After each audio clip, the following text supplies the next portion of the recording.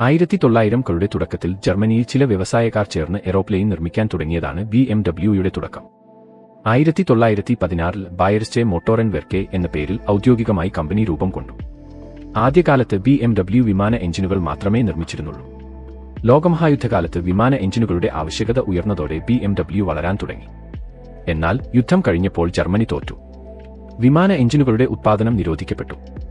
അതോടെ BMW-വിന് വലിയ പ്രതിസന്ധിയുണ്ടായി. ഈ സാഹചര്യത്തിൽ ബൈക്കുകളും കാറുകളും നിർമ്മിക്കാൻ അവർ ശ്രമിച്ചു. എന്നാൽ വിപണിയിൽ ഇടം പിടിക്കാൻ സാധിച്ചില്ല. രണ്ടാം ലോകമഹായുദ്ധത്തിൽ കമ്പനിയുടെ ഫാക്ടറികൾ കനത്ത ബോംബാക്രമണത്തിൽ നശിച്ചു. വീണ്ടും തകർച്ച.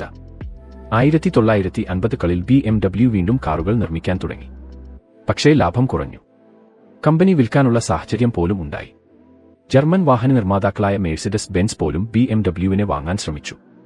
എന്നാൽ ഹെർബർട്ട് ക്വാണ്ട് എന്ന വ്യവസായി അദ്ദേഹം വലിയ തുകയ്ക്ക് കമ്പനിയിലേക്ക് നിക്ഷേപിച്ചു. മാനേജ്മെന്റിനെ പുനഃസംഘടിപ്പിച്ചു.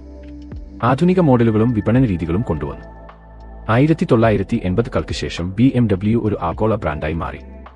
അൾട്ടിമേറ്റ് ഡ്രൈവിംഗ് മെഷീൻ എന്ന സ്ലോഗനിലൂടെ അവർ മാർക്കറ്റിൽ ശക്തമായ ഇമേജ് ഉണ്ടാക്കി.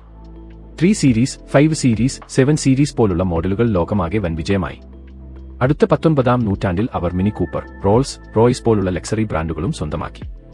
ഇന്ന് BMW ലോകത്തിലെ ഏറ്റവും വിശ്വസനീയവും ആകർഷകവുമായ കാർ ബ്രാൻഡുകളിലൊന്നാണ്.